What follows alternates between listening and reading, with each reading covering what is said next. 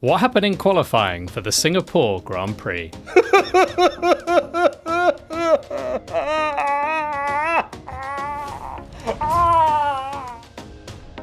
It's Singapore qualifying edition. I don't know why I said qualifying like that. I think it's because I have emotional trauma. But before we dive into all of that and how beautiful Tom Bellingham's complexion is looking today, we need to tell you about the UK live tour. Okay, the UK tour has been fully announced now. Bristol, London, Edinburgh, Birmingham, Manchester. Tickets are flying off the shelves. And we'd love to see you there. It's the middle of December. It's a perfect Christmas present. We do a review of the season in a fun way. We have audience participation. We play games and prizes are up for grabs. Lots of laughs, lots of fun. Link will be in the description. And that's all you need to know. Tommy, how are you?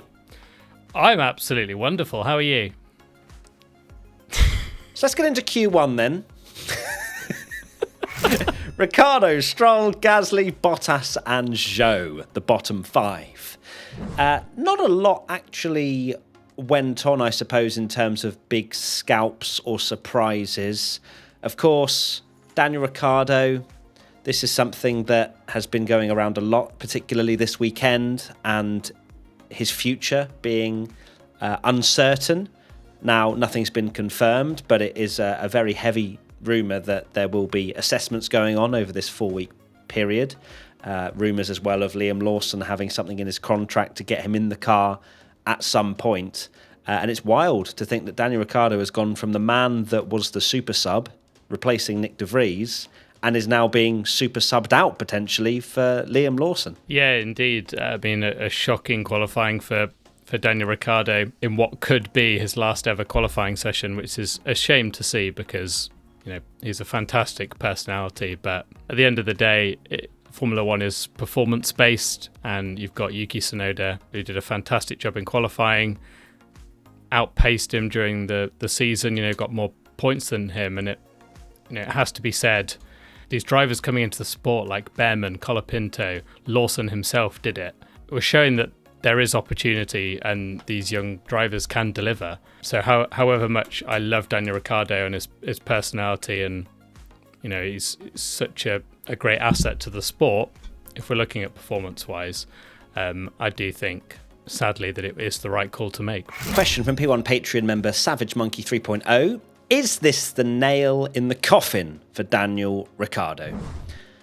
I am going to say yes. I think that it would have required something of a miracle to turn this round. I think all he needed to do when coming into RB was to beat Tsunoda, and he hasn't been able to. And whether that's the case of Yuki Tsunoda actually being pretty damn good nowadays and ironing out a lot of the mistakes that he made at the start of his career in Formula One, I don't think we'll get that sort of answer until Liam Lawson perhaps has had those 5 races, if that is what's happening, at the end of this season. Because if Liam Lawson can't get close to Tsunoda, then perhaps Tsunoda's just doing a great job. As much as it is a rumour and all of this, that there's been so much talk about it that someone has to know something. It wouldn't have got out of control. I mean, even Daniel Ricciardo himself in the interview on the run-up to this weekend, he knows that something's going to happen. It's not like he's batting it away the same way.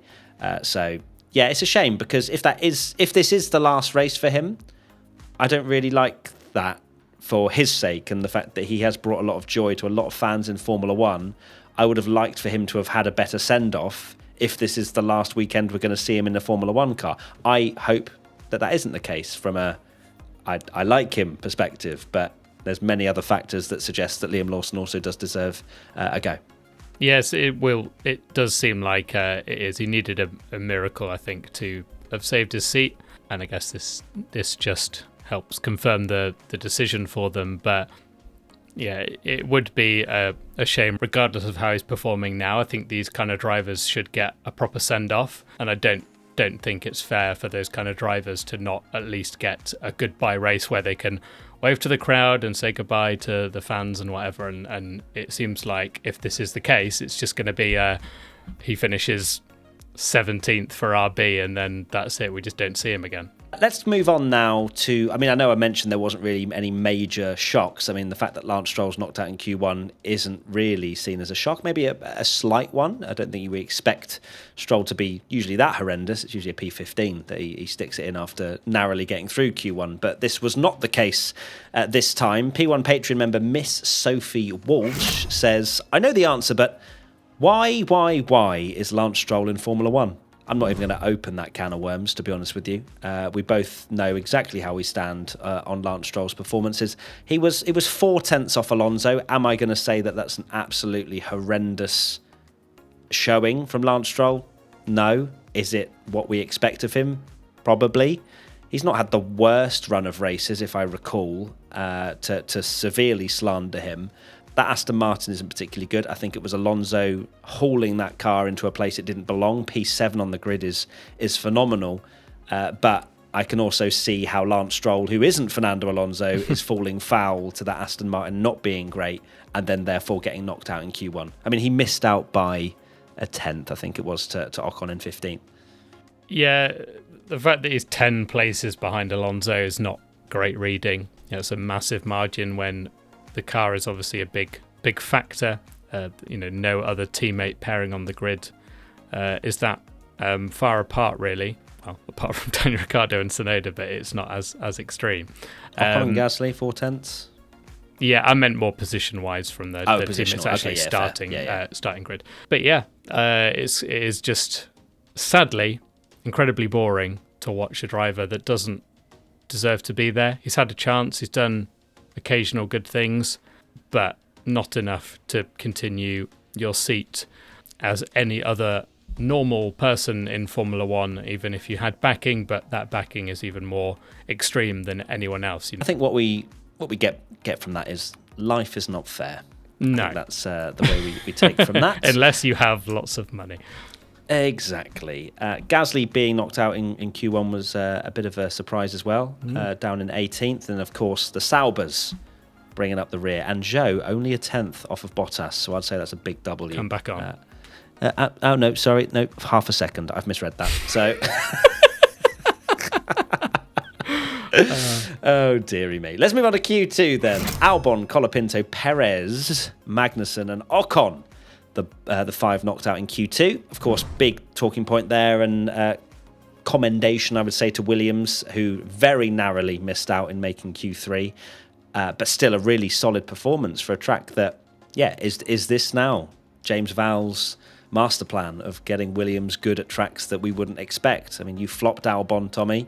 We expect Williams to still be great in a straight line, and they have had that at Monza, but also we rock up to Singapore and it's a very solid showing from Albon, but more importantly, Colapinto. Wowee. The man doesn't even have the same upgrades as Albon. He was 7,000ths of a second slower than Albon, and he was apologising over the radio that he didn't manage to get through. I'm like, whoa, my guy, this is your third race weekend. Like, this is a brilliant performance. So good again from Colapinto. It's really good to see Williams be rewarded by making the bold call to put him in, because a lot of people thought it was a bit silly to replace a crash-happy driver that wasn't performing with essentially like a rookie. And there was all this talk of like, surely that's even more of a risk. And boy, is it paid off, because he's doing an unbelievable job. To be there on Albon already is really good, and he's doing it at tracks that are very difficult as well. Baku, Singapore. Yeah, you do wonder as the season goes on, won't jump the gun yet, but Alex Albon has done an incredible job at Williams, but has essentially had two of the worst drivers in the last decade, it has to be said, as his teammates, and that's not to take any credit away from him. He's absolutely trounced them. I think it's going to be really fascinating to see how Colapinto does against Albon for the rest of the season, and then equally what Sainz can do against Albon, because who knows, like maybe it isn't over for Colapinto if he can completely, do a number on Albon. It would take a huge thing to do it, but if he did, it would put a lot of pressure on Williams, particularly with a very passionate fan base that are absolutely loving seeing a a driver from their country back in Formula One for what's been a very long time. Let's move on to another driver who was, the shock of Q2, Sergio Perez, 13th on the grid for tomorrow. Question from Steady Chicken. With Checoing out of Q2, could his seat be on the chopping block if he bottles the race? Ding, ding, ding. Here we are. Welcome, everybody. We're F1 back. We're talking about Sergio Perez and his seat at Red Bull. This might well be the 15th time we've brought this up this year, but we're back after one weekend off in Baku, where he still crashed out the race, sadly. But we're back to now questioning his seat once again.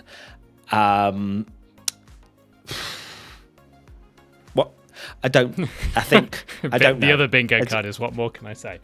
What is there to say? I think we were hoping, for Perez's sake, that it wouldn't have been a one-off in Baku and that he would come back to another street track, king of the streets, whatever we call him nowadays. Yeah. But it's not been the case. He finished, what was he, nearly a second slower than Max in Q2. He was wrestling the car. You saw the onboards. Nowhere near as comfortable as he was in Baku. Is his seat under threat? I think it's always under threat, especially in Red Bull. I don't know, Tommy. You just take over, mate, because I'm so sick of talking about it. Perez will last the season, no doubt. There's clearly, if he's not gone now, he's not going to go to the end of the season, particularly not before the Mexican Grand Prix anyway. So we'll just wait. This is going to go on and on and on. If we get to Austin and he finishes 10th again, we'll get the same question. But literally, we will never know the answer to this until we get to the end of the season. And then it's more of a talking point. Okay, let's now go to Q3, where the top 10 were Norris, Verstappen, Hamilton, Russell, Piastri, Hülkenberg, Alonso, Tsunoda, Leclerc, Sainz. If you flip that, we've got a great race on our hands. Reverse grid. Is Sainz there a and reverse Leclerc, grid race in Ferrari 1-2? Wow. Well, first thing to talk about is obviously Carlos Sainz having that crash, which was on his out lap, starting his flying lap. He lost the car, flew into the wall. I think Anthony Davidson did a little analysis on it, and he just hit the bump, I think, at the wrong time, perhaps maybe slightly cold tyres as well, and flew into the wall. There was, of course, then debate about Verstappen. Came around the final corner. Did he slow down? Should he have slowed down more? Etc., etc., etc. For me, I don't think Max deserved a penalty. If you actually look, there was no yellow panel flashing. There was a yellow flag waving, but you see how far away the marshals are waving that yellow flag. It might as well be in the crowd. You put yourself in Verstappen's situation there. You're not seeing that. You're finishing your lap. And then he saw it, then he slowed down. So that's why I don't think he was even investigated for it. And I think that was absolutely fair. Also, what is it, like a triple apex final corner or double apex final corner where you're looking at the inside? You're not. If you're staring off to the right, you've absolutely messed up the corner anyway. So, it wasn't going to be a penalty. But, yeah, bad times for Sainz. Huge error on your out lap. Can't have helped him having to get out of the way of that McLaren just before starting your lap, because the way he got out of it, he's not having like a nice run up to start his lap. He's already kind of compromised going into the corner. So yeah, cold tyres and hitting the bump, but boy did it make for a kind of terrible start of the end of qualifying, because it meant that it was only one run, so he just had to watch them all just sit in the garage for 6 minutes. But it made it, basically, we got one lap quali because of it. We did indeed. P1 Patreon member Nicola, is Matt okay? So let's talk about Charles Leclerc, shall we? He'll be starting from 9th. I thought it was an absolute guaranteed front row start. Ferrari were looking bad after FP3, don't get me wrong. But then I think Q2, we had a little 129.7 from Charles Leclerc. Gorgeous, beautiful. You repeat that, you're third on the grid, just behind Max Verstappen. But he just had a very difficult final lap. I think he was going to start 7th anyway without having track limits. So it did just not hook up for the quali specialist that is Charles Leclerc. And how? If you'd have told me 8 minutes to go, Sainz is in the wall, Matt, by the way, Charles going to start on the same row as his teammate who's in the wall. I wouldn't have believed you. There's no I just chance. thought he must have crashed himself or something, yeah. Yeah, but instead, just an absolute disaster. Championship off. Remember when I said in predictions that everything, he's going to win it all from here, Charles Leclerc, champion of the world. Delete all of that. Cancel it all. Well done to Lando and Max. I hope you're happy with the money. It is a shocker for Ferrari, of course, because we had the debate last week about looking like surely Ferrari are going to catch Red Bull in this title, and with Checo all the way down in 13th, it was a big opportunity for Ferrari to catch up. We'll get on to Max later, but this should in theory have been his bogey track, and we all kind of thought he was going to have a terrible quali here. So it was a great opportunity for Ferrari to catch Red Bull, but I think I saw a quote from Charles saying that, even a miracle, he finishes maybe third, but he's looking at like fifth and sixth, which, yeah, it's a tough one for him when it did look like he was in such amazing form. An outside chance at the title, of course, a very, very outside chance of the title. Let's not talk about it anymore. It's not. It wasn't even an outside. It was never until he on. wins. I was joking. And then you're like championship back on. Yeah, then championship back on. Let's go. Let's go to the next question. P1 Patreon member Justin F194. Will Lando keep P1 on lap 1 with Max behind him? I'm going to go on a whim right now and say yes. Lando leads after lap 1. I'm saying it. It has to happen. It feels like it's about 20 centimetres down towards turn 1 at Singapore. Actually, I think it's, when you look at it, it's probably about similar to Zandvoort. I don't know, maybe slightly shorter. But yes, I think that Lando will. He has to. He has to. He has to win tomorrow. Ding, ding, ding. I mean, he has to. Surely. That car, with him, he's looked incredible this entire weekend. A great pole lap, delivered under pressure. It's surely his. But stranger things have happened this year. It must be pretty tough for Lando. I'm sure if you're a Lando fan, you are absolutely buzzing because it looked like he was going to win. But the only kind of thing that could have gone wrong for him today was basically to have Max Verstappen in P2, because this is, of course, the bogey track. Max has not been very good around here, had a really poor form the last few years. So Lando was always, unless something really bad happened and he made a mistake on his lap, going to get pole because he's looked absolutely mighty. But it doesn't matter that you've put 2/10 on the field. He's got the driver that he needs to take massive chunks out of the lead alongside him, and there is probably something in the back of his head going, oh, for God's sake, why you hit? But it's going to be really intriguing what Max does on the first lap. Does he protect the P2 and just think, or is he just going to think, this is my title rival, even if we collide? Yeah, it's my title rival, so it doesn't matter. And I think he'll absolutely send it down the inside if he's got a good, even slightly good start. Yeah, I don't think even Max, with his aggressive nature, is thinking, well, if we do collide, then it's just 0 points for both of us. But I think you can't take the aggression out. He's gonna have the inside line, isn't he? So if he gets a better launch, he's got the opportunity to essentially just force Lando off, because it's that the nature of that turn 1 is a very confusing one anyway. It's very hard to follow each other side by side through there. I can see it now. If Max does get a better start, that he just runs Lando wide into the corner and Lando has to go off onto the runoff. But like you say, surely now is the time he has to lead on lap 1. Okay, next question. I'm going to focus on the driver that's starting third. P1 Patreon member Captain Obs3420. Where did Lewis come from? He was nowhere in practice and now he's P3. It's a great comeback from Lewis. I think very much matching what he's been saying, where the car's just really unreliable and sometimes it will come alive. And thankfully for his sake, it's actually happened in Q3, which has never happened. It's usually in practice, and then by the time it gets to qualifying, he's nowhere, he doesn't feel the tyres, etc., etc. I think George's teammate was fuming with the tyres and how they were feeling and how they were different.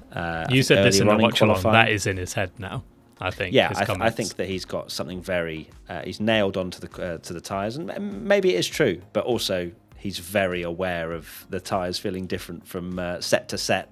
But yeah, Hamilton up in P3 is a massive surprise. I think he was even writing off his chances of making it to Q3 after practice. Yeah, he was. The fact that he's third is a great position for Hamilton to be in. What the Mercedes race pace will be like, I mean, you can just roll a dice and let's see what happens for them when the lights go out, because it's on such a knife edge, that car, that you don't know. You just have no idea. They could be nowhere tomorrow, and they could also be fighting Lando.